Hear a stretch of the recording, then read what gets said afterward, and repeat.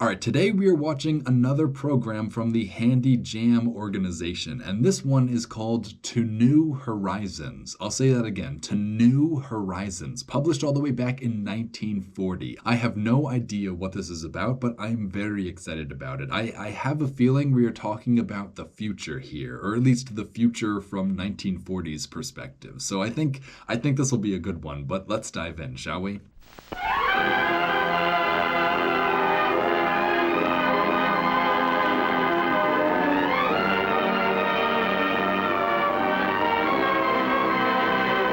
You know what? I was worried about this being considered a blue one, but this first shot of the ocean waves, we're in the blue category for sure. All right, here we go.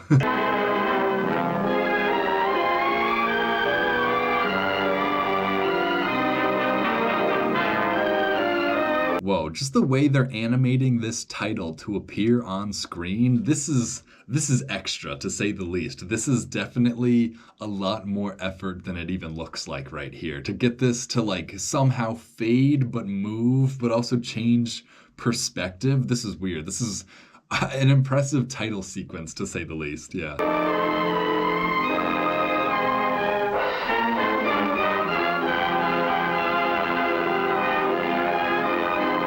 I love how it just goes straight past the screen. Like somebody had those letters on like a glass plate and all they did was move them down the screen until they went off screen again. That's really funny, but good title screen. I'm very curious what the waves mean or what they signify. What is the significance of opening this program on a scene of crashing waves? I hope we get that explained to us as well.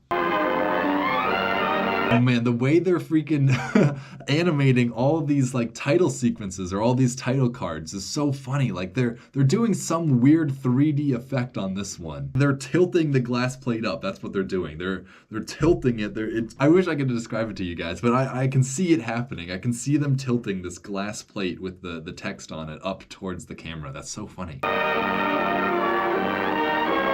Hang on. It says color sequence in Technicolor. So right now we're watching this in black and white, or at least it looks like it's in black and white, but maybe there's gonna be like one color sequence. That would actually be really cool if the whole thing is black and white except for like one sequence. That would be like so interesting, you know? What do they spend their one color sequence on in this program, you know? Like I'm so curious about that. Like why parts of it are in color but not all of it. You know, it must have been cheaper to film not in color, at least for a time. In the 1940s, at least, it was probably cheaper to film in black and white. So it's interesting. I'm excited to see what sequence is in color. But hang on, what else do they have on the screen? So they have model design by Norman Bel Geddes for General Motors. Interesting. So this is like sort of a commercial for General Motors, or at least a paid programming for General Motors. That's interesting. I wonder if that's going to figure into this at all.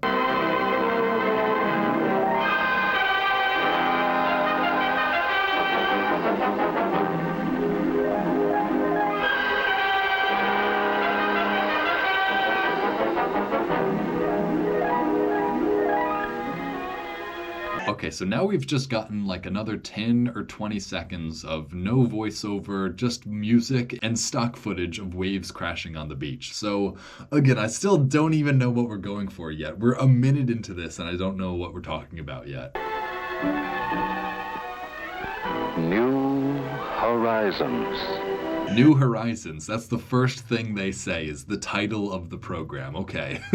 I guess here we are looking at a horizon, New Horizons. Maybe that's the connection that I was looking for. In a restless search for new opportunities and new ways of living. Search for new opportunities and new ways of living. I guess that is what you find on New Horizons. Mystery and the promise of distant horizons. Always promise of distant horizons. That's a bit of an oxymoron, isn't it? Distant horizons. Like, isn't the horizon by definition as far in the distance as possible? Have called men forward. I don't even have a guess as to what this is about yet. First wondering. We're clearly setting something up right now, you know? Like that's what I'm aware of. I'm aware that we are establishing all these different ideas for a reason, and I'm trying to put them all together to figure out what direction we're actually going in, and I can't do it yet. Then searching, then continuing to explore, men have moved on and on. Like, what's so funny is I literally have a video. I made this video so long ago, but it's continents that we thought existed, and it opens with this exact shot pretty much. It opens with a boat going down a river in pretty much the same exact way. So this could just all be B-roll that we're watching right now. Like this could not even be like original footage for this program. This could just be random clips that they're throwing in to make a montage of what they're trying to explain. I can't tell if that's what they're doing or not. Always to find that old horizon. Like, did they really send somebody out on a boat with a camera to get these shots just for this program? Or are all these shots just your standard riverboat, or are all these shots just your standard riverboat shots and they just used them for this part of the program? I don't know. Opened the way to new horizons. Opened the way to new horizons. What are we talking about? Like, I still cannot even guess what we're talking about here. Like, we're zooming in on the forest. Like, what new horizons are there to be found in the forest like this? In a search that has continued for centuries. In a search that's continued for centuries. All right, so now we're looking at like grass wooden huts or something. Wherever this goes, it's gonna surprise me at this point. Some far distant view with its promise of the unseen. Well, look at this treehouse. This is awesome. This is like a tower pretty much. This is, that is a new horizon right there. And its promise of the unknown has forever fathered the impulse. Again, is this footage of this pioneer crossing the Great Plains? Like, did they film that for this program? Or is this just like stock footage of random pioneer crossing random field? You know, like I'm just so curious about that. Seek for new things in new places.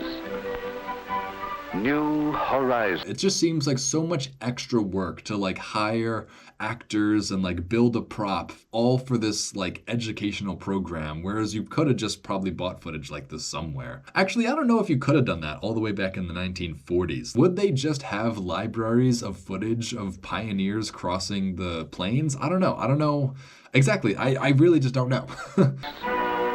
Roads for men to go places.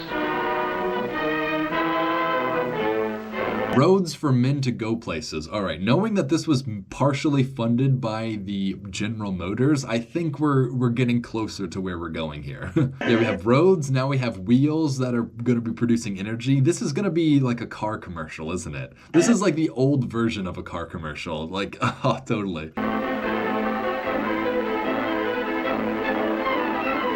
Dude, look at this old road. Hang on a second. No, look at this. It's before they really had paved roads. Look at this road. It's laid down with like wooden planks. That's what they had for roads back then. You would lay down wooden planks on top of probably mud in order to drive places. Like that's a real 1940s American roadway for you. Again, those are the little details that I just love learning about from these old programs. These preserved bits of information that nobody ever meant to even preserve, like what the roads looked like back in the 1940s. But this is a very interesting glimpse into like what looks like a wooden road. And of course the bridge is wooden, but I was talking more about the road before the bridge. Dude, look at these dirt roads too. Like obviously wooden roads, that's funny, but like it makes sense for them to have dirt roads. It's just like, it's so interesting to see like, I don't know, America during this era. Assuming this is America, this could be anywhere else for that matter.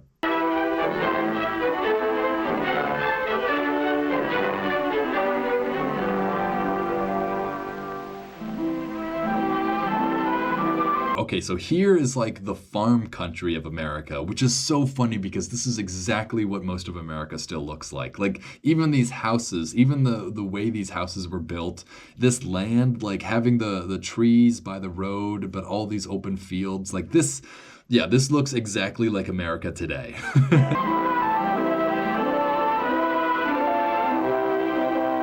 Well, except for this. This is cool. So this is maybe one of the only things that America doesn't still look like is having a well in front of your house for you to get water from. That is very much an antiquated aspect of this whole film. Wow, that's cool though. That's cool that people used to have stuff like that too. That's just like you'd have a whole structure in front of your house to house your well. Wow, that's cool. Oh, wow, look at all these kids running. See, like, that's what's so interesting. We're just getting very brief glimpses into American life in 1940. Again, pre-war, or at least pre-war for the Americans, at least.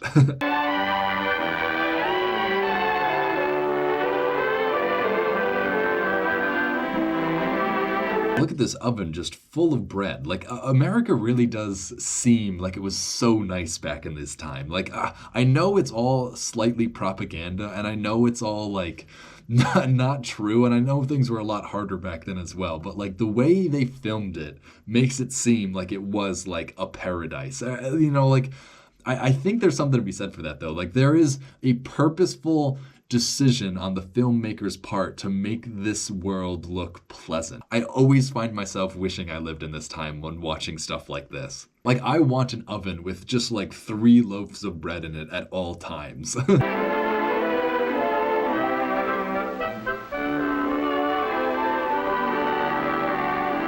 Dang, is this their sink? I love how people used to just have wooden sinks too. Just like old barrels that they cut in half, doubled as people's sinks back in the day. Or not sinks, I guess this is like a wash basin or something. Is that an oil lamp?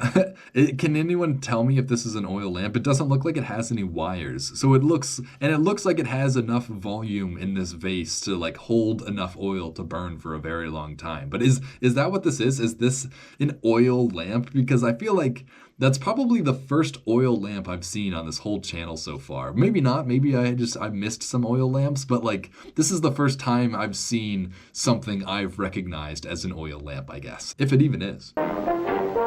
Well, one of these old, like, oh man, what are these called? Stereos? No, what are these? Like music boxes almost. I don't even know what you would call one of these old boxes. I think they would be just a music box or something. Old record player, that's what I was looking for. Kind of sad that I couldn't come up with that term, right? A record player, but like, wow, this is one of the old, like, really the old-timey record players. Wow. Like, it's always so funny seeing exactly the image that I had in my mind for something, you know? Like, this is exactly what I pictured an old record player to look like, and it is.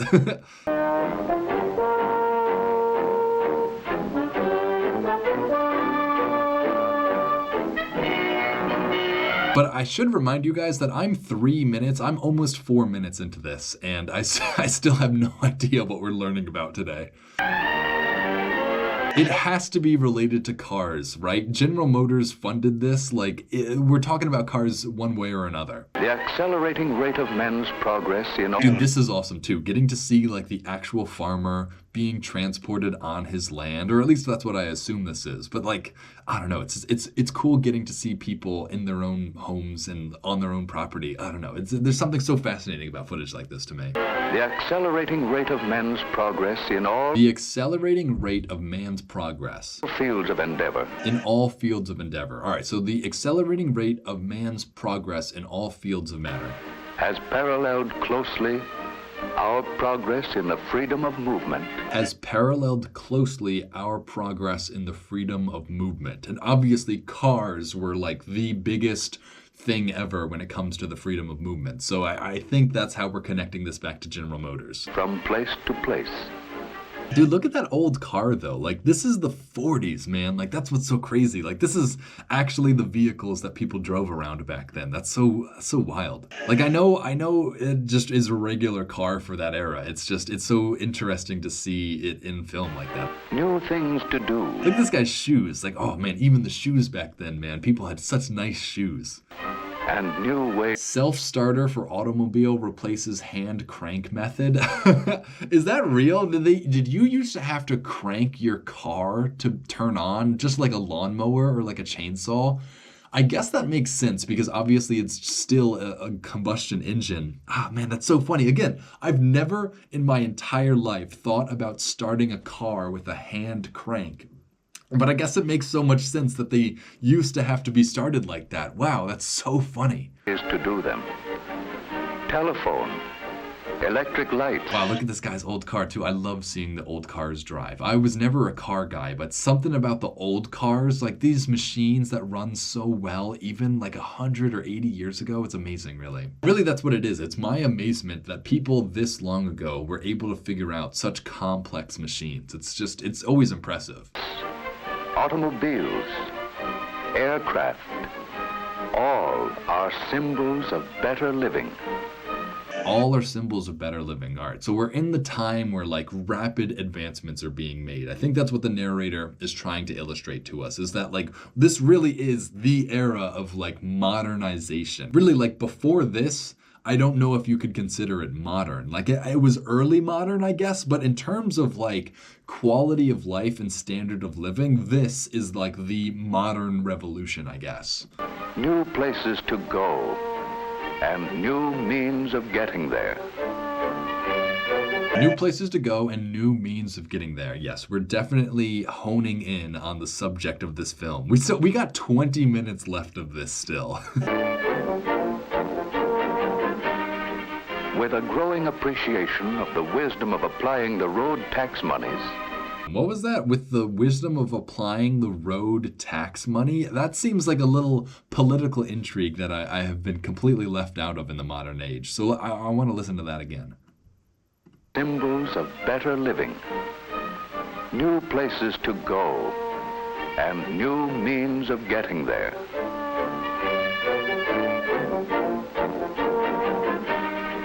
With a growing appreciation of the wisdom of applying the road tax monies. Growing appreciation of the wisdom of applying the growth tax to the road building program for which they were designed. The road building. All right, so we are really in like the beginning era of even building roads in America. You know, like that's how early we are in this film here. So like, wow, that's so fascinating. We are getting to see America becoming like the country that we know of it as today.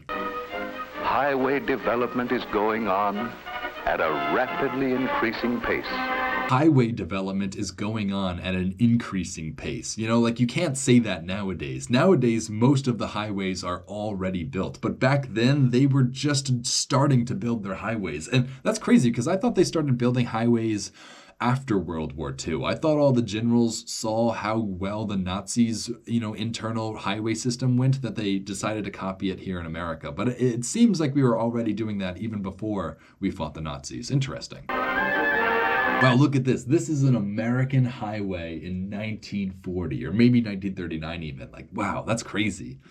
I wonder what the speed limit is here. I wonder if there are any signs. Like, is the speed limit the same or is it different? Or is there even a speed limit back then? Who knows? It looks like they're all going about 45 miles an hour.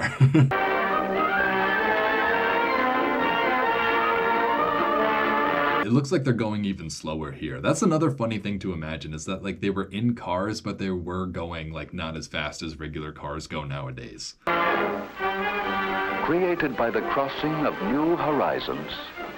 Created by the crossing of new horizons. I don't really know what horizons crossing really means, but it sounds like we're getting closer to the theme of the video. New ways of living and new thinking have laid the foundation for most of what is good in life today. Oh man, we got sliced bread. What year is it? 1940? We got sliced bread now. Yeah, we do. I love how sliced bread, even in 1940, is being used as a symbol of like technological advancement. You know, like people really did appreciate sliced bread back then. Like we don't even understand nowadays. You know, that's so funny. Just sliced bread, that's all it is, but it's seen as like equivalent to like a car in terms of technological achievement. With the promise of more tomorrow. As distant families have become neighbors, and as people have constantly widened their viewpoints, That's interesting. As distant families have become neighbors and people have widened their viewpoints. So what we're seeing is like this American identity of people from all different places coming together and becoming neighbors already existed in America back then. Already in the 40s, we were still talking about people coming from, somewhere far away and still becoming our neighbors. It's honestly beautiful to hear stuff like that. How we were still even back then accepting of all these other people coming into the country, because this really was the peak period for immigration to America. Or I guess this is a little after the peak period, but this was definitely still in the era where America was gaining immigrants, every day. While multiplying the number of their contacts, more desires have developed to be... Dang, isn't that true? I feel like the people who made this would be disappointed in learning how unsatisfied people are nowadays, even with all the technology we have. Like during this time, people thought these new technologies were going to usher in like a new world of utopia, pretty much. Like we thought we'd have everything we'd ever need and like everyone would just be happy for the rest of time. And it's so disappointing knowing that it did not happen, that we are still to this day angry and sad and depressed about all the same stuff as people were back then as well. Satisfied. And with the demand for all of these conveniences and improvements, opportunities for employment of men, money, and materials opportunity for men, money, and materials. Yeah, that's good. I like that phrase. Have increased. And thus the highways of social and commercial developments are widening without end or limit. The highways for social and economic development are widening without limit. So yeah, this really is America's like industrial golden age that we're getting to witness. Like they thought factories were just going to go on until the horizon, like they thought they were at the very beginning and like by our time the entire country was going to be a factory. It's good that it's not. It's interesting to see how they thought the future was going to play out though. Except the imagination, vision of men who do new things. I love all these like models of all these futuristic buildings. Like it's so funny to think that like even the architecture they thought was going to be like revolutionized into like some future architecture, It's just like, it's funny that like 100 years have passed and we're still living in virtually the same sort of buildings with the same sorts of cars and the same roads. But during this time, they really did think that we were like on the brink of like social utopia. That's what I'm picking up from this at least. It's like all the technological advancements really made them think that like within 10 or 15 years, they would never need or want anything ever again, which is just, it's funny. It's funny to see them so optimistic, especially during this period in history. Today, engineers are always leading us higher, widening the trails, while our engineers are always leaving us higher. That's interesting. That's an interesting statement, I guess. Men of science are broadening all our mental avenues. I wonder where all this footage is coming from. This looks like the Rockies, Colorado, somewhere out west. Definitely nowhere out east. But it's funny that we're just watching random footage. Again, this is like a car commercial, right? Car commercials are just people driving around in the mountains. Like any car commercial you watch on TV today will just feature mountains exactly like this in the background. And it's funny that we're seeing the same exact thing, but from 80 years ago. Avenues with new activities based on... Is this really going to be a 20-minute long car commercial though? Like, is anything actually going to happen? I feel like we're still in the introduction phase. We're 6 minutes in. We got 17 minutes left, and it's just, what are we even talking about? Still, to this minute, have no clue what the actual subject of this program is. Modern pioneering into new fields of research. Like, this is just like propaganda word slop, This is just like, we're the best and we're researching and we're getting smarter, Like, there's no substance to what they're saying right now. And I hope we get to a point in this where there actually is more substance. Exploring and pioneering for all to follow. Men endlessly seeking something new along the roads of civilization in the great unknown expanses of applied science and scientific research. See, there's just so much going on. Like every single frame, like that gear, there's so much like it just seems like science at this point. It doesn't even feel like we're talking about anything specific, but I think we're gonna get somewhere eventually. All the new highways of research and exploration have brought to us more raw materials.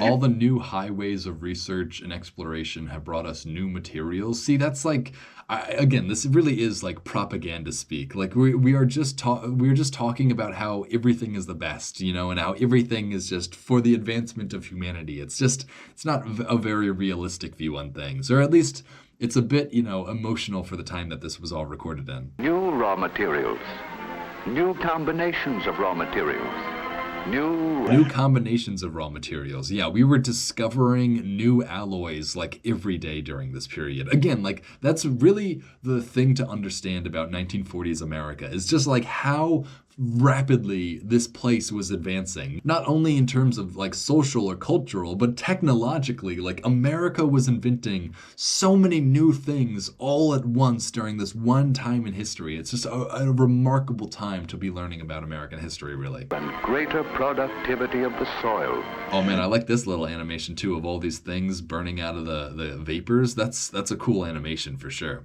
I wonder how they did this, to be honest. Making more plentiful an ever-widening range of... Like that's a pretty convincing effect. Like you have this smoke over top this image that's coming out of this fog or whatever, out of this bowl. That's an impressive effects shot, especially for 1940. goods. And as these goods come down from the farm, the mine, and the mill, Dude, why do I feel like half of those shots I've already seen in other programs on this channel? Like, I feel like I recognize half of those shots. progress on all the highways of human activity, Dude, look at this fat guy. I know that's not right to say, but like, people say that, right? How America only got fat recently. But this guy, I don't even know if you can see him on this video, but there is at least one fat guy walking down the street in 1940s America. That actually makes me feel better. progress on all the highways of human activity leads us to more opportunities for employment. An ever-widening range of Oh man, look, again, they have the trolleys though. Like that's what I mentioned the trolleys several times now in this channel. It's just like seeing every single old American city with a functioning trolley system is just so, it causes me to be so envious of them. It's like, why do they all get trolleys and why do they all disappear for some reason? human activity leads us to more opportunities for employment. An ever-widening range of goods. Hang on, this skyline, oh man. This looks like the Chrysler building, almost. I can't even see the top of it though. So this looks like New York City though. I don't know. It might not be though. This could be Chicago again, or it could just be another. I don't know if there are any other American cities at this time that are this built up. Like this must be New York City. Made ever more plentiful. From east Yeah, honestly, that looked like the Empire State Building all the way in the background there. Oh wow, look at this ocean liner in the water too. Wow, this probably is New York City. This is like the East River right here, I have to imagine. Maybe not. Is there the Brooklyn Bridge? I can't see the Brooklyn Bridge anywhere. This is, I don't know. I don't know where we're looking at then. south. Look at what everyone's wearing though. Again, I know I say this every time I watch a program like this, but it really is cool to see how nicely everyone is dressed on the streets. We got to get men back into hats, and hats like this. Like that was really the look.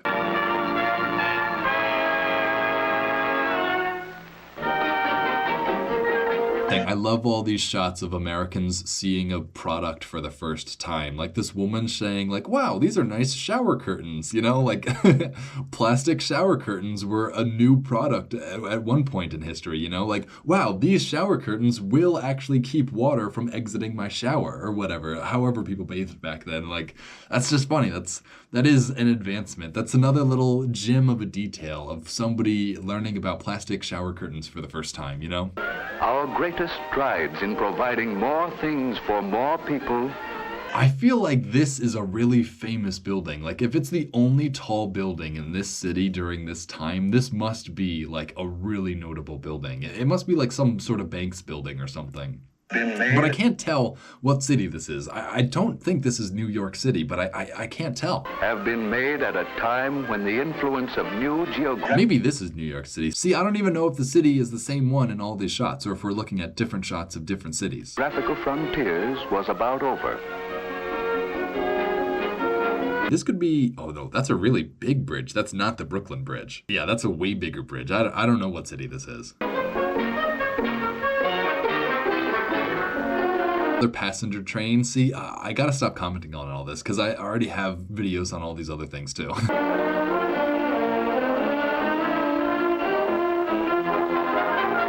Dude, what is so funny is America did look like new back then, you know? Like you drive on this road today, this road is probably still here, but it doesn't look quite as new. Like everything looks so fresh, like all the trees are freshly planted and everything. It really did, for a time, make America seem like a brand new place. Okay, here's the George Washington Bridge. That is totally the GW. I guarantee you, actually. I'm willing to bet money that's the GW. Yeah, this is totally it. I know what the bridge looks like when you're on it, too. Mentally and physically, we are... So this is Manhattan. If you go on this bridge and if you look over this view that we're looking at right now, you'll see tons more skyscrapers. Like, it really has changed a lot. This is a really cool shot to get to see, especially if you're familiar with the New York skyline. Are progressing toward new horizons.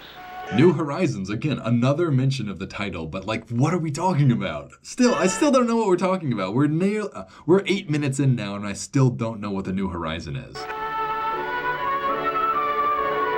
Oh, is this gonna be like the World's Fair? Is this Flushing Meadows? Is that what this is? Are we gonna be, oh, I hope this is the World's Fair. General Motors, whoa, is that a real building? We are now approaching the Futurama. No way, wow. Futurama, wow. We are now approaching the Futurama, wow.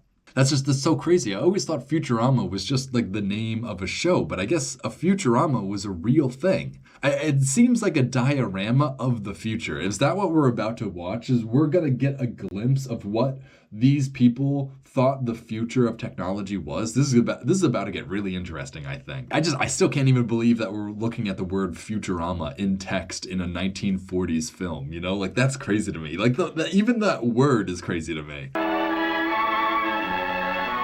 All right, so we're approaching the Futurama. What does that mean?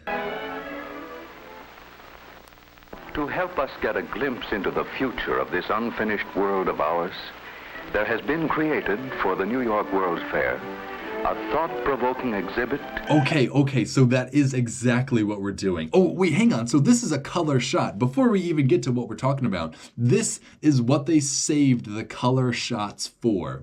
I can see that woman's red blouse right there. This is a color shot. They are using color film for these shots. I don't know what that means just yet. We're going to keep watching. We're going to see how important these shots are to the total film, but like, good to note that we're in the color part of this program now.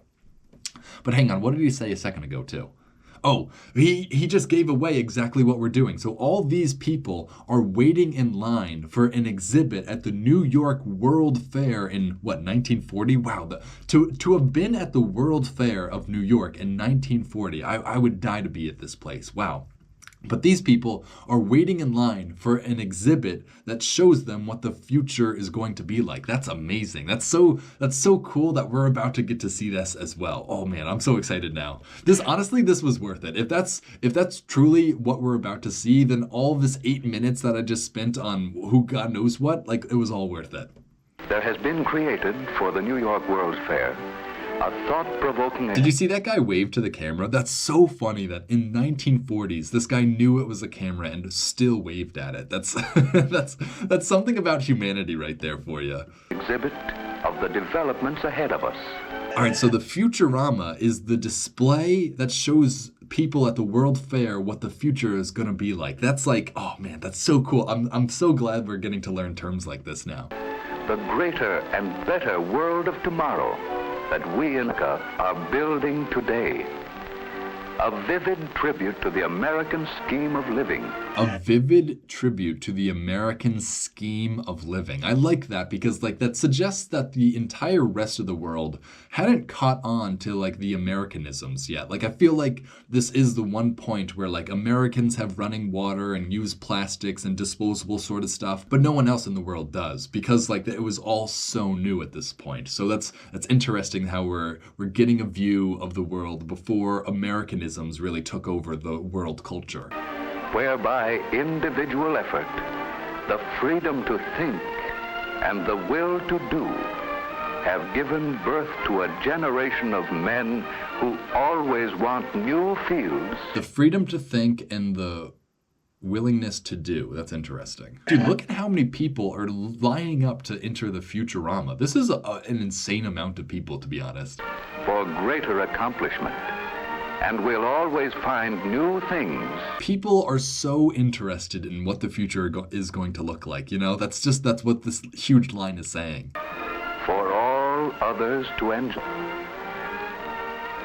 Come. Does this structure still exist? I wonder if this is in Flushing Meadows in Queens, because I know they did have like a World's Fair there. I don't know if this is the exact one. But if so, then I've been in all these buildings and stuff. But I don't know, I don't really recognize this building. Let's travel into the future.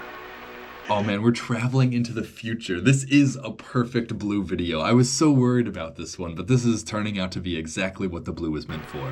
What will we see? What will we see? Do we get to look inside the Futurama or no? Like I would be so disappointed if we don't get inside the Futurama. And now we have arrived in this wonder world of 19... Okay, wonder world. Okay, so now we're in full color. Like, I guess we were in color a second ago, but now it really feels like we're in color. Like, we're actually looking at a bright green on screen. So let's learn about where we are now. And now we have arrived in this wonder world of 1960. Wonder world of 1960. It's so funny that they thought 1960 was like the utopian future time, you know? Like, that's not even that long in the future for these people. That's 20 years from the time this was made. Like, I don't think 2040 is going to be like super future-y compared to now. But like, it's funny that like they really did. They were advancing. Technology was advancing so rapidly during this time that they really did think that 1960 would be like the utopian era.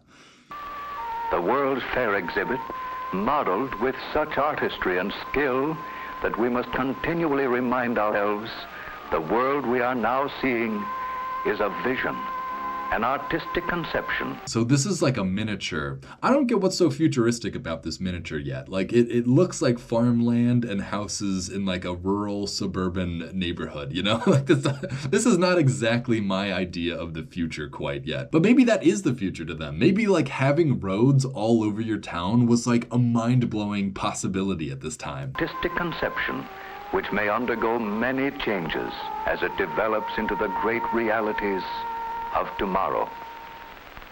The great realities of tomorrow. See, I'm still so curious. Do we actually get to know what these realities are? That's maybe what I'm most curious about. Like, what were like the projects of the future to the people of the 40s? Like, what did they think the future was going to look like? And what technologies did they think we were going to be capable of coming up with to help get us there? Like, this is a really interesting look into people's understanding of the future from back then. Trees, hills and valleys, flowers and flowing streams. This world of tomorrow is a world... You know what? So far, I'm really digging the world of tomorrow. If that really is what they were looking for, is just a world with nature intact, that really does say something, both about like people and humanity and also the people during this time. Like even in the 1940s, they were able to recognize that the natural world had been degraded far beyond the point it should have been. So it really is cool. It's honestly amazing to see people in the 1940s picturing utopia and including nature as an intact entity in that future. That's just, it is really nice to hear that. World of beauty. These eternal things wrought by God are lovely. These eternal things wrought by God are lovely. You know, I don't quite agree with the religiousness of that statement, but I definitely agree with the sentiment of that statement. Nature is godly. Nature is the most divine thing we have, and to destroy nature really is to destroy our own world. So I really do agree with them on this. I'm so glad that the forward thinkers, even back then, were able to recognize this. And unchanging. 20 years have passed.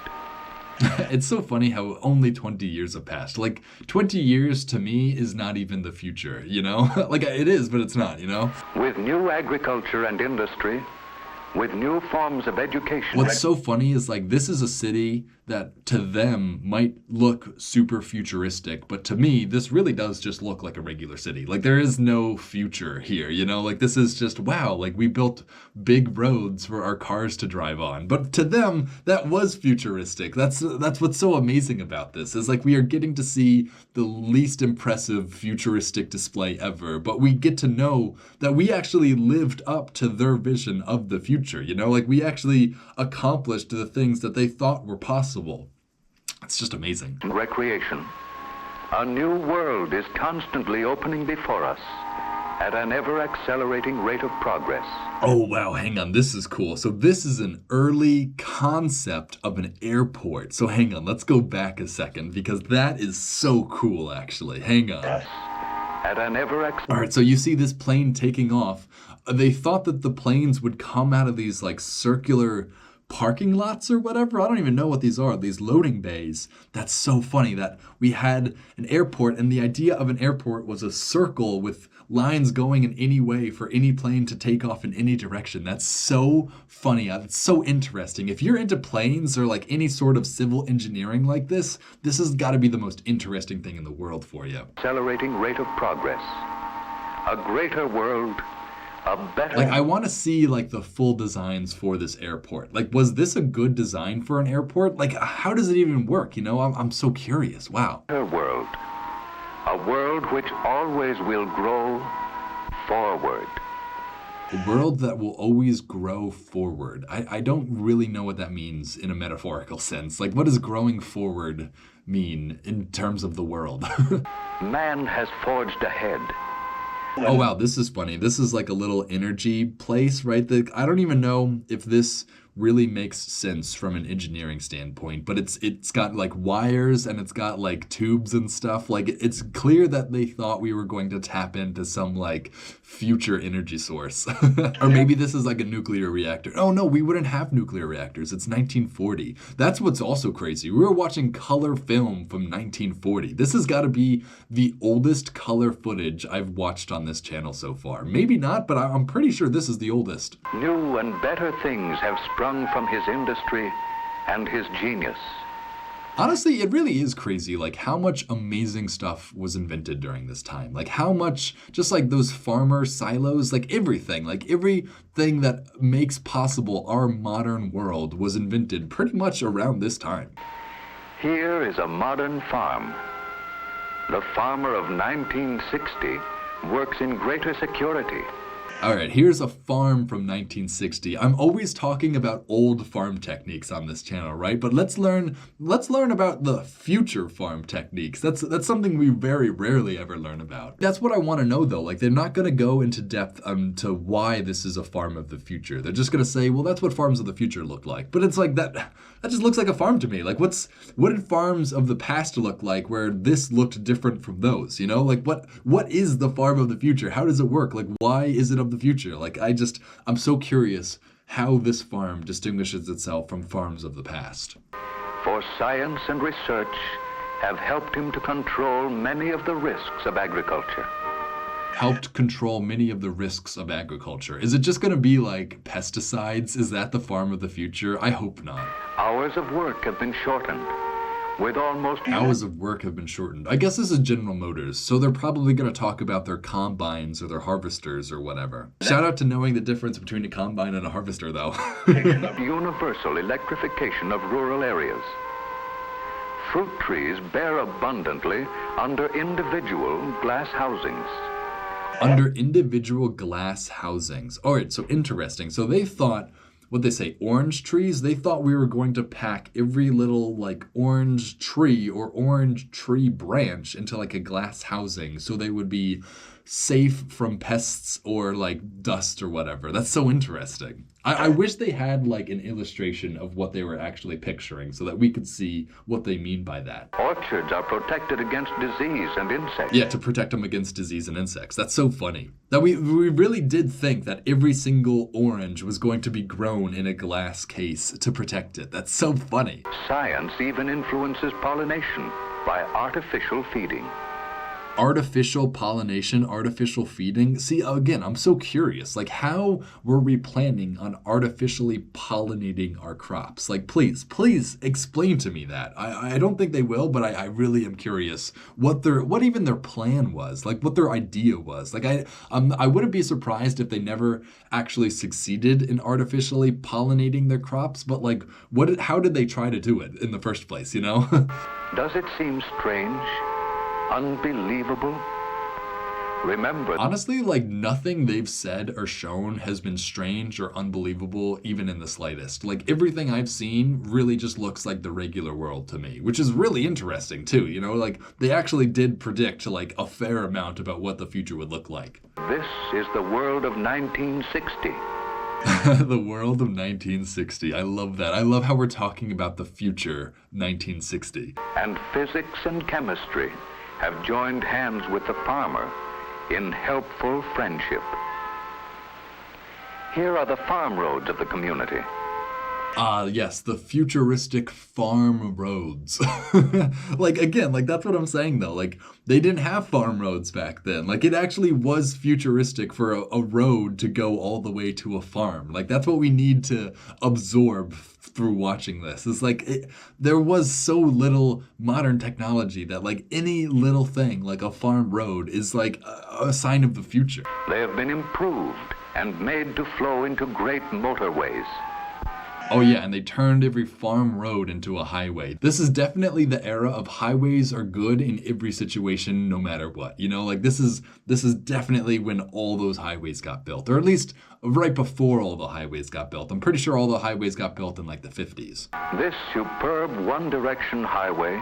Superb one-direction highway. Look at all these lanes they have for one direction. Is this a real? No, this has to be the miniature still. This is the Futurama. That's what we're looking at right here. This is the Futurama. Wow. With its 7 lanes accommodating traffic at designated speeds of 50, 75, and 100 miles an hour. Are you kidding me? They got to go 100 miles an hour legally on these roads back then? That can't be true, right? That has to be like...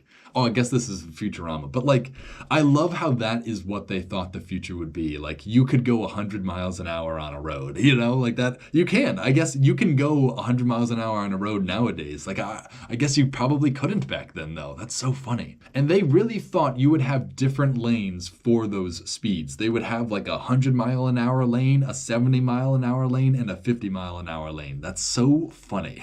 That's so sad that we didn't get that, too. I am totally 100-mile-per-hour lane kind of driver, so I really am disappointed this didn't come to fruition. 100 miles an hour is engineered for easy grades and for speed with safety. Cars. I think that's another little oxymoron. Speed and safety, like they kind of conflict with one another, don't they? The faster you go, the less safe you are. Especially back then. I don't even know if their cars had like seat belts all the way back in the 40s. Maybe they did, but like, I don't even think people were buckling them if they did. Cars from the farm roads and feeder lanes join the motorway traffic at the same speed as cars traveling in the lane they enter. That's so funny how they're talking about merging cars on like a highway as like something of the future, you know? Like, wow, someday people will like merge lanes and then drive at the same speed as somebody else was driving. Like, wow, I don't know. But again, I love that sort of information that like that is what people thought the future would be. And it is. I guess I really do live in the future compared to these people. Like these people would be absolutely mind blown by the fact that I'm even watching this on a computer right now. Here is an aeration plant, purifying the lake water and distributing it for hundreds of miles throughout the countryside. Dude, I will say this is a very good diorama. Like, I keep thinking this is like a real footage from like a helicopter. It's not. This is all miniatures. This is all some sort of Futurama that somebody built. It's just, it is really convincing, to be honest.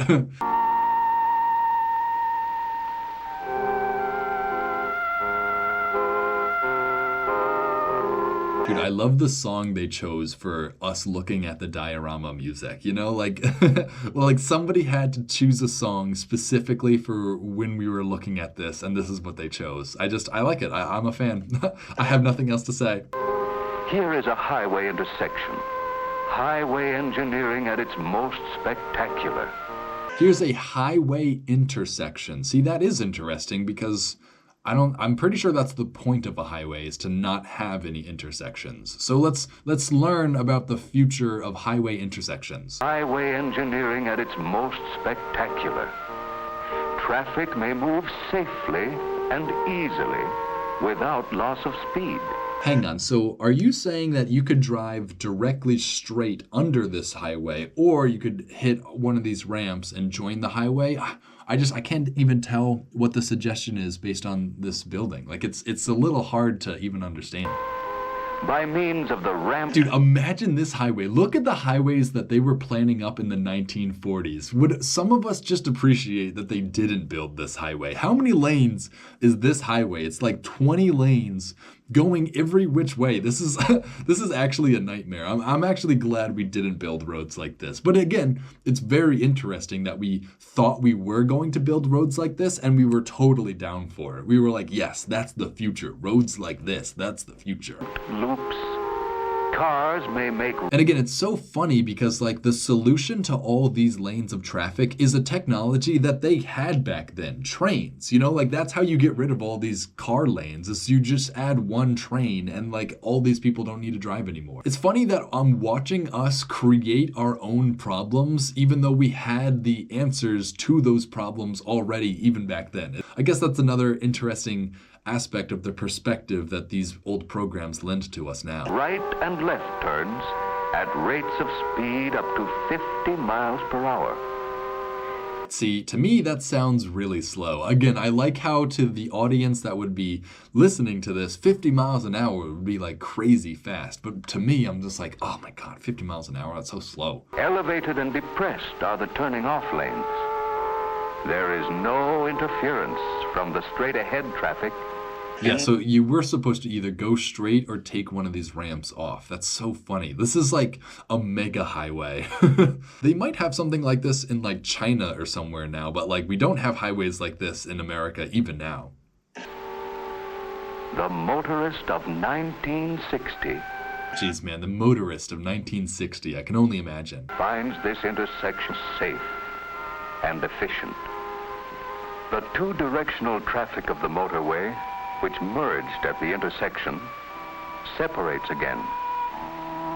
The highway surface is automatically lighted by continuous tubing in the highway safety curbing. I love that little detail. I'm going to listen to that again just so that I can say it out loud, because that's something that definitely did not happen that they thought was going to happen in the future. I really like that. The highway surface is automatically lighted. The highway surface is automatically lit up By continuous tubing in the highway safety curbing. by continuous tubing in the highway curb or whatever. So pretty much what they're saying is they expected highways to light up on their own based on where cars were driving on them. That's such an advanced aspect of a road that like we obviously don't have nowadays either. And maybe the funniest thing is we never came up with that technology, but we did come up with street lights. You know, like that's pretty much what they wanted. They wanted lights on the road so that they can see themselves driving. And like we came up with a different solution that was probably way simpler than having the road itself light up. But still, that's so funny that like we thought that's how roads were going to be at a certain time. Which evenly illuminates the road surface. What's this just ahead? An amusement park. Oh man, an amusement park? I can only imagine the crazy stuff they would have come up with for a future amusement park. It's gonna be like a cannon that shoots you like to the moon or something. Probably not, but that sounds funny still. Man's progress has brought more leisure for You know, it's crazy to think that, like, yeah, this was probably the very beginning of amusement parks in general, right? Like, how do you even build a roller coaster or something without all this modern technology? I guess just like the existence of an amusement park was already like futuristic, which is really funny because, again, if you're from America, you'll know most amusement parks are like the oldest, like, shoddiest places in the world now. You know, like, we don't have any new amusement parks now. Like, all the amusement parks were new back then. It's so funny to see that that was considered like a new thing. and recreation, bringing them within easier reach of more people. Industrial communities have gone ahead. I can barely even see what we're looking at right now, though. This is an industrial community. I don't even know what I'm seeing. By multiplying the conveniences and comforts of living. Hundreds of comfortable homes for workers. Oh, we're looking at homes in like some sort of industrial wasteland like hellscape, which I also like that we included like the industrial version of like our future as well. All people benefited by broadening their scope of living, gaining by advanced means of communication and new methods of work. Gaining by advanced means of communication. See, like, it is very interesting to see how appreciative they are of the new technologies and how these new technologies have definitely directly resulted in an improvement of their standard of living. You know, like, this is the time where you would just get a washing machine and never need to wash clothes ever again. This really was an amazing time to not want to wash clothes every day. Here is a thriving and prosperous steel town. A steel town. See, this is like an industrial hellscape. Like a steel town. Like, what happened to all those green hills that we were looking at a second ago? Was that only for some other people to have? Notice the furnaces glowing, river and rolling mills. You know, it is funny that they did expect American manufacturing to still exist in the future. Like, that is that is a sad thing. Like, I wonder if we still even have steel mills like this anymore.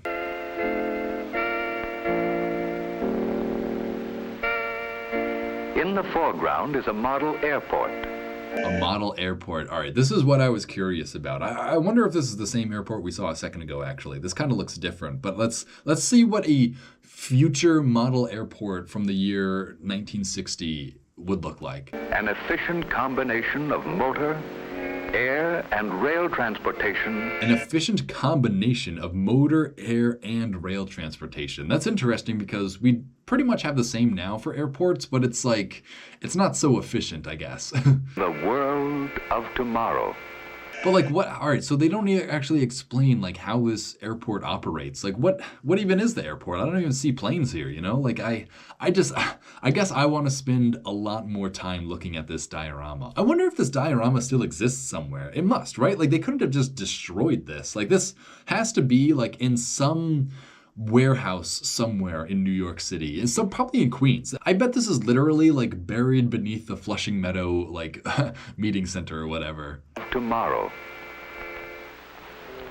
And now we see an enlarged... Oh wow, so this is actually real road. Oh, is it or no? Is this still like a recreation? These cars look a lot more futuristic. Section of 1960s express motorway. Oh yeah, all right, so these are like RC cars or whatever. I thought this was a real motorway for a second.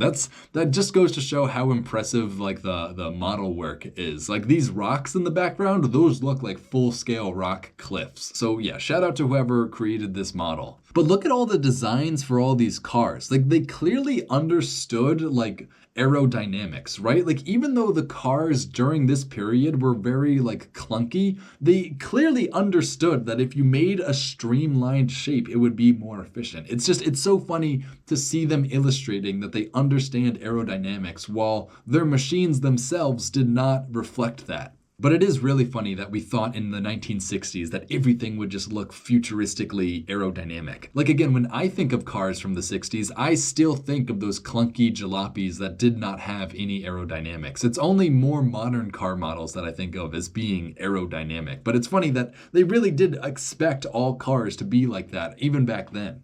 Along the ledge of this beautiful precipice, traffic moves at unreduced rates of speed. Safe distance. Like, look at these like big buses. More so than the cars, they have these like really sick retro futuro bus designs that I really wish did come to fruition at one point, but I don't think they ever did. But you can tell just like their vision of the future by seeing these little buses. Between cars is maintained by automatic radio control. Wow, safe distance between the cars is maintained by an automatic radio relay. Like, that's the fact that they were picturing self-driving cars all the way back then using nothing but radio. I love that. I love that a whole lot. I'm so impressed with their vision, with their ability to see the future, but also disappointed that it has taken us 80 years and we're still not quite there yet. And we have a whole lot more than just radio to use now. Curved sides assist the driver in keeping his car within the proper lane. Curved sides assist the driver for keeping their car in the proper lanes. That's so funny because, again, nowadays we just have multiple lanes that all connect with one another. But here, every single lane was its own lane, I guess. Like, literally they had concrete walls on either side. And then the lanes would be rounded so that if you drove into the wall, it would angle you back into the center. That's so funny that they thought roads were going to be like that one day. Like, it's funny that we almost got a world like this too. Under all circumstances. The keynote. Dude, look at these little cars whizzing by. I love these little designs that are just like, they're almost like Volkswagen Beetles, but they're almost more circular. They're just like little pods. Of this motorway, safety. Safety with increased speed. Oh, whoa, that's cool. They had a little train too. This is such a sick diorama of the future. This might honestly be like the most interesting thing I've ever watched. Like, I know I say that a lot, and honestly, this isn't even that interesting, but this is from like a certain perspective, like the most fascinating thing ever. It's the past people's vision of the future, which we have already superseded in the present. It's just, there's so many layers to like how fascinating this all is. 1960 drama of transportation progress is but a symbol of future progress in every activity, made possible by constant striving toward new and better horizons. New and better horizons, another title name drop. Now we see ahead a steep, challenging mountain climb. Here we see a quiet and peaceful religious retreat.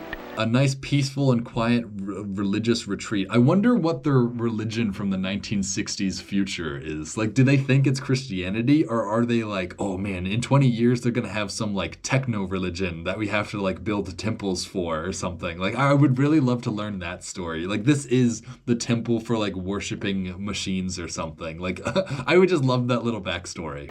Seemingly growing from the rocks. Because they didn't specify. They just said a religion. They didn't say, you know, Protestantism or Catholicism, like whatever random normal religions. Like, it seems to imply that this is a temple for like a new religion, a new like technocratic religion. As it looks out over the lake and foothills. Or maybe that's just me though. Maybe I'm just having fun with it. The slower lanes of the motorway wind in and about the foothills. But from this point on, tunnel and cling to the precipitous rock. Yeah, we lost a little bit of the audio there again, but I don't think anything that important. Faces. One marvels at its complete accord with the breathtaking scenic beauty of its route. See, that's funny because like I always think to myself, like, how much roads ruin scenic beauty. Like, I hate seeing something beautiful and then a road going straight through it, you know? Like, that's like seeing this little diorama, even that, like the road on top of this like rock formation, it's just like, you're ruining it though, you're ruining it.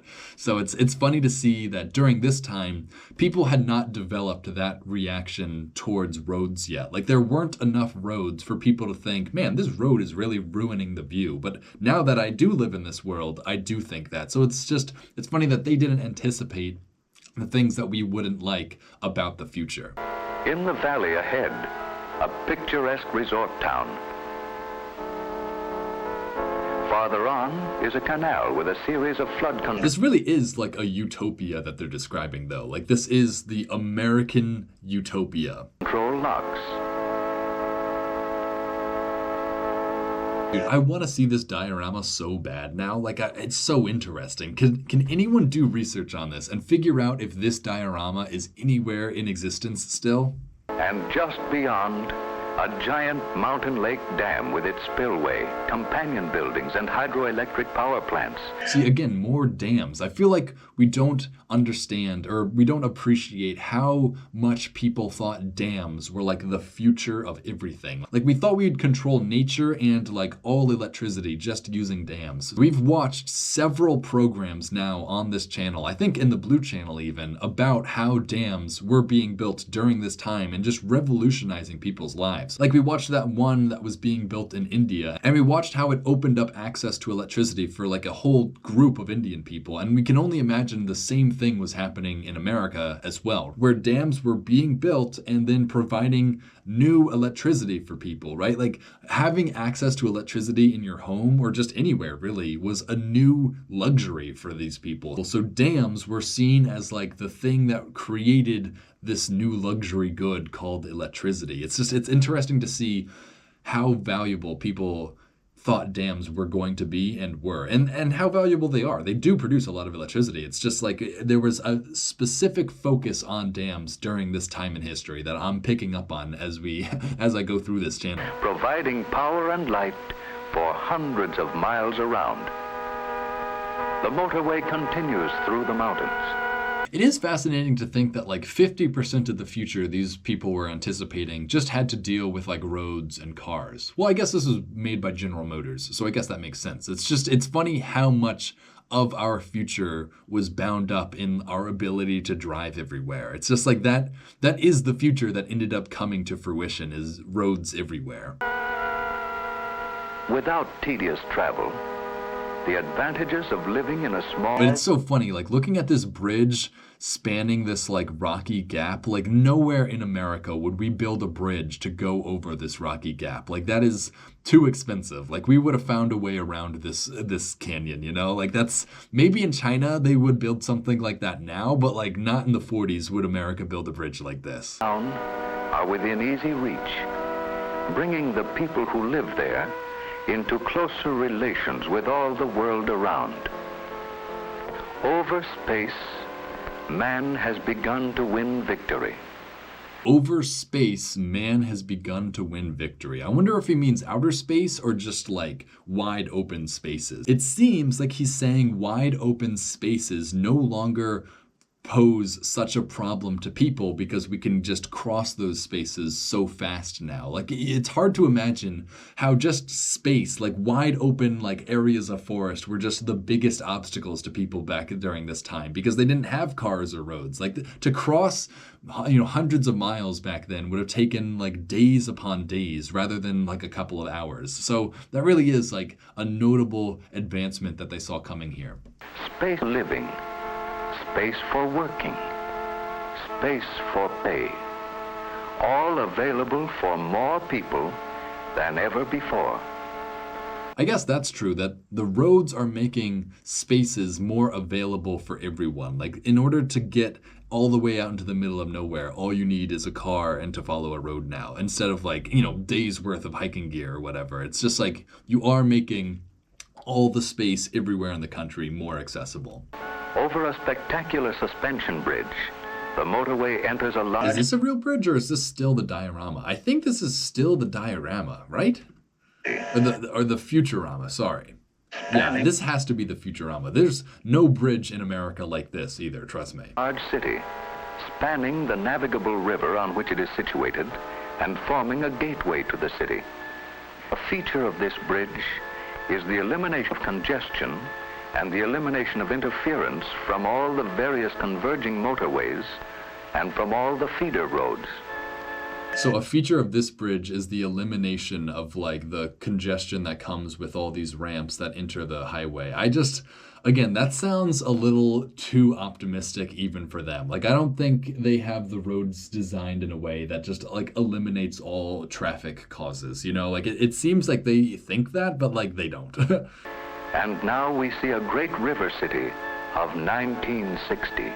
A great river city of 1960. I love how this like sorta does look like the scene from Blade Runner, but not quite. You do have these absolutely huge skyscrapers just towering over everything else, but you don't have like, the endless, mechanical slums or whatever.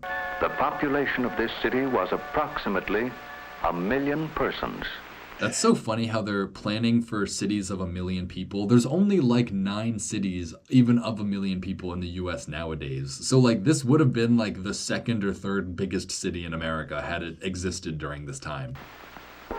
It is much larger, rebuilt and replanned. This honestly is like a bit of a urban wasteland though. Like it's funny how they're positing this as like the future of cities where it kind of just does look like a hellscape to me. Like there is no green, there's no parks. It doesn't look like it's walkable at all, which ironically, like that's the point, right? General Motors, we're actually literally watching the propaganda that turned cities into driving cities rather than walking cities. Like I just made that connection, but this literally is that. Like this is meant to convince people that the future is all about driving into cities. Like that's, wow, I can't believe I just realized that. That's what we're seeing right before us is don't build walking paths, don't build grocery stores near people's houses. Just put it wherever you want and we'll all drive everywhere. That's what we're witnessing as we speak, wow. Residential, commercial, and industrial areas all have been separated for greater... Residential, commercial, and industrial areas have all been separated. That's just what I said. Like, even though that sounds good on paper, what that means is you need to drive from your residence like an hour to your job, and then you have to drive back, and then you have to drive 30 minutes to the grocery store because that's commercial area, which is not the same as the industrial area. Then you have to drive back again. What we're seeing is they're setting up this world where Americans have to drive everywhere for everything. That's so funny because that's also being posited as a good thing, as a, wow, this is the future. You don't have to walk anywhere. You can just drive to the store, Like, it's such a different perspective than what we deal with nowadays. It's so interesting. Efficiency and greater convenience. Yeah, all in the name of greater convenience, whatever that means. I hate driving. I would much rather walk to the store any day of the week than drive to the store. It's like a mile away. I can do that walk no problem. It's so funny that during this time, people had to do the walk, so they were looking for ways of getting out of it.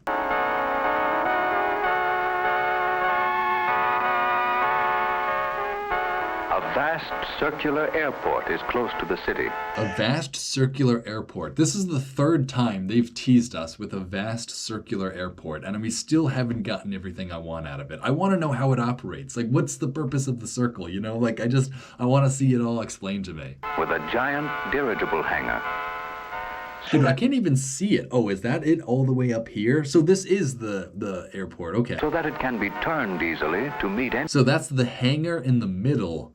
That's weird. I need more of an explanation. wind direction.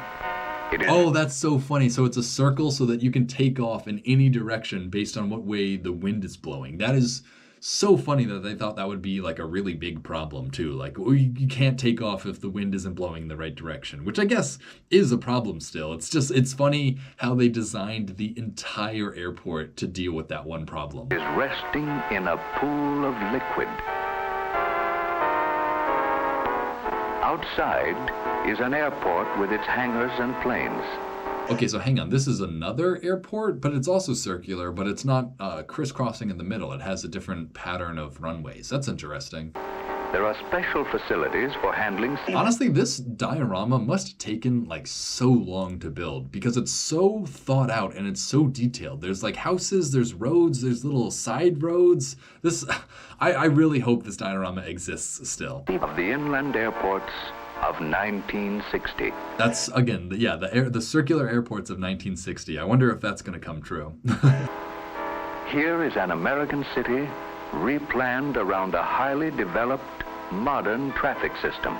Oh yeah, there you go. This is an American city replanned around a modern traffic system. What does that mean? That means we got rid of all the footpaths, all the side streets and we just built huge highways for our cars to drive down. Oh man, that's so funny. We are hearing the death of the American city in this. They don't realize it yet, but that's going to destroy like all the nice amenities that cities have to offer. If you have to drive everywhere, then there's no point in living in a city. The purpose of living in a city is the convenience, right? That you can walk down the street to get food, that you can walk down the street to your job. So if you have to drive even in a city, then there's no reason to stay in the city and no reason not to move into the suburbs, you know?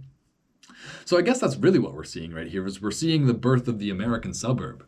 When was this made? 1940? Okay, so that's another interesting point. So the American suburb really took off in the aftermath of World War II. I think it was the Homestead Act, when the veterans returning from World War II were given loans from banks at a lower rates because they were veterans, they ended up buying so many homes across this country that they pretty much created the suburban world like overnight pretty much. So this is actually right before that, right? This is right before our veterans are returning home and getting loans at a cheaper rate. So this is before we even really understood suburbanization and understood how creating a city made for cars really just leads to more suburbanization. So it's interesting. It's interesting that we're getting to see them making plans based on knowledge that we now know is just misled or just not entirely correct.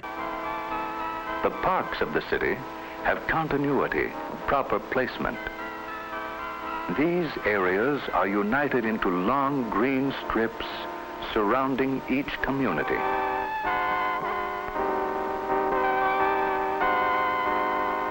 Again, I know this is supposed to look like a really nice future, but to me it really does read as like a dystopia. Along both banks of the river, beautifully landscaped parks. See, that's sort of nice, but also not really nice. Like, I was down for there to be like natural environments all along the banks of the river. That is a really good thing. But to have like landscaped parks like that, again, you're just going into the human-built spaces again. It would be much better if the banks of the river were just kept entirely wild. But I guess in this sort of world, that's not an option. The outworn areas of an older day.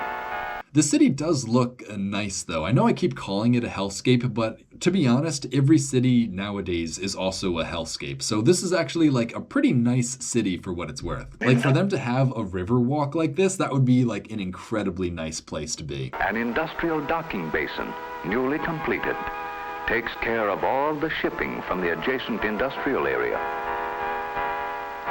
On all express city thoroughfares, the rights of way have been so rooted as to displace outmoded business sections and hang on a second, that seemed like an important statement. Let's go back and listen to it all. On all express city thoroughfares.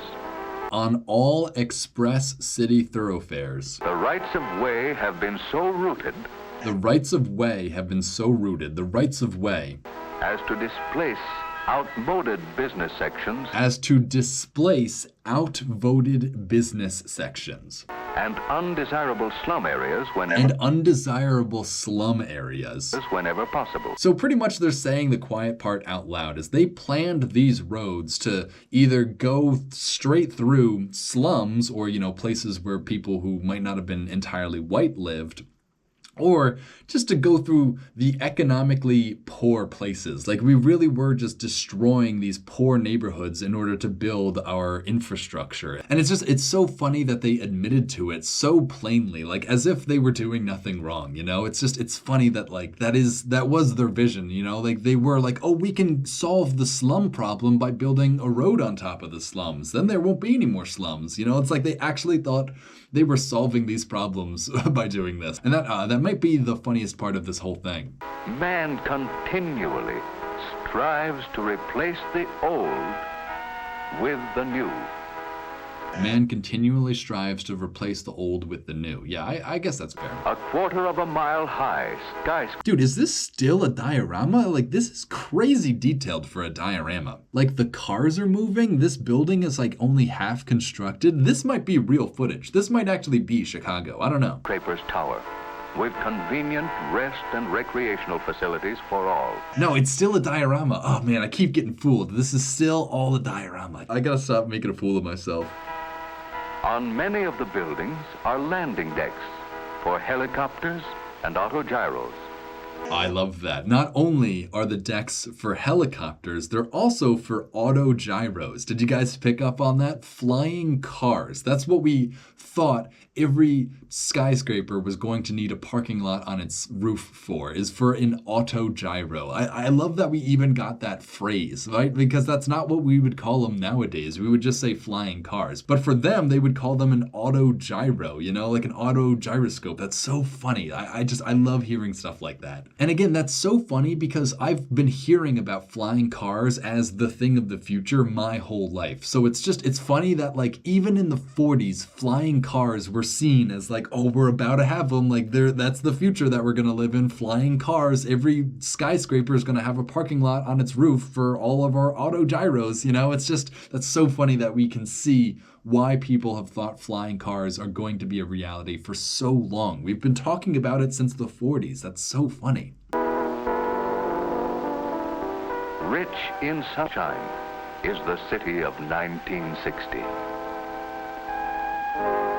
It's just funny, these views are so like utopian and dystopian at the same time. Like this absolutely ginormous office building is just like so impending. It's so like, it's actually scary, like how big and how plain it is. Like, I don't know, it really does remind me of Blade Runner. Fresh air, fine green parkways, recreational and civic centers.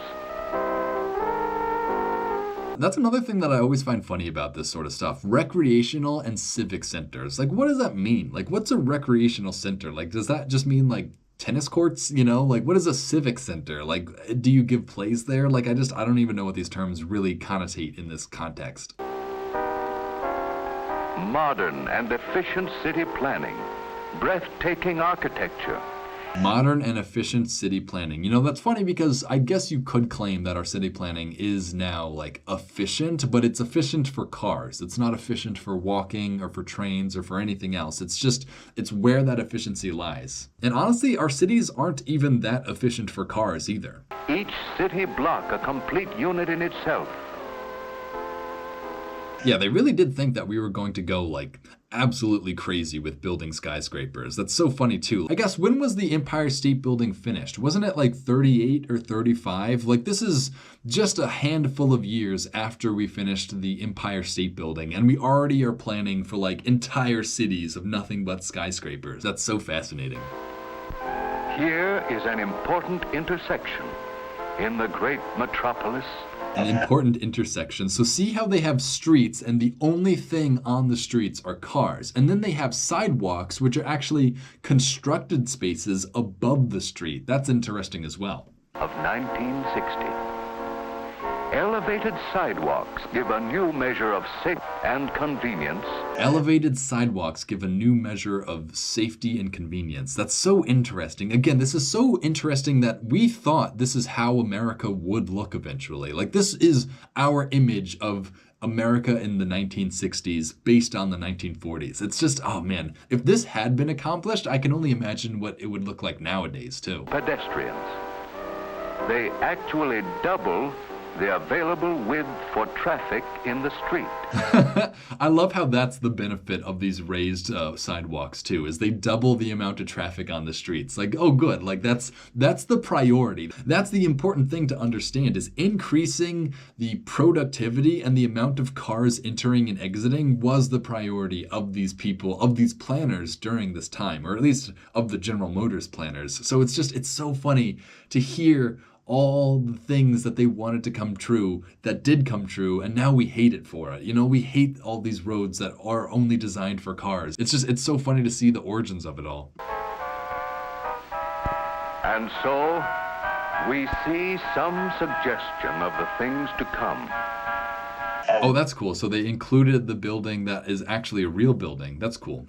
I wonder where this building is. This must be in New York, right? This must have been, oh, maybe it's not here anymore. Maybe this was like a temporary construction for the World's Fair. Either way, like, it's cool. It's a cool shot. It's a cool building too. I wonder if it is real or not. Like the architecture on this building alone is like, it's so like, I don't know, retro. It's that future retro metal vibe that does come from this era. It's hard to describe. A world which, far from being finished, is hardly yet begun. a world with a future in which all of us... Hang on, so now these are real shots of people. So is this like part of the exhibit? That would be really cool if they actually built like part of the future world where the cars are below you and you're on the elevated sidewalks. That's a really cool exhibit, to say the least. Us are tremendously interested. I think I would have had a blast going to this World Fair. Like, why don't we have World's Fairs like this anymore? Or maybe we do, but they're just not New York. Because that is where we are going to spend the rest of our lives. That's so funny that they actually thought they were going to live in the world that they just showed to us. That's funny. In a future which can be whatever we propose to make it.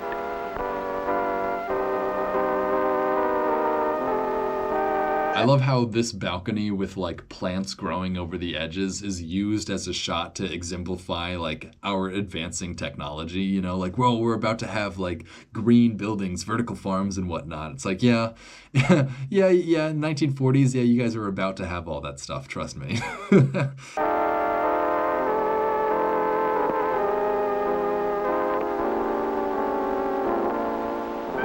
I love the solemn outro too. Like, that is such a good way to end this. It's just like the sad, reflective music that they're playing. I really enjoy it. True, each of us may have different ideas as to what that future will be.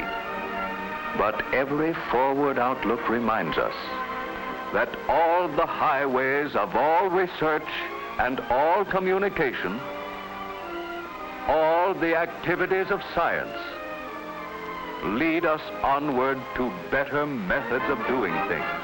All the advances of science lead us to better methods of doing things. And it's so funny how the thing that is considered the better method of doing things, like the thesis statement of this whole program is this road with like 20 lanes on it. Like, that is the final shot of this thing that's explaining like the ideal future. It's just like a 20-lane highway, you know? I love that. I think that's so funny. Like, they really did think the 20-lane highway was like the peak form of transportation. That's just so funny. With new opportunities for employment and better ways of living, as we go on, determined to unfold the constantly greater possibilities of the world of tomorrow. As we move more and more rapidly. This is a very interesting animation sequence. I can't honestly even tell what's happening, but it's cool, all the shapes and how they're moving in these interesting ways. Forward. Penetrate. Did any of these animations actually make sense in any way? Like, I don't even think they formed something real. New horizons in the spirit of individual enterprise. New horizons in the spirit of individual enterprise. I feel like that's an important little side note, something they included just for those communists out there. Yeah, none of these animations are making any sense now that I'm thinking about it. Like, they're not building up into like one object or anything. It's just shapes happening on screen. In the great American way.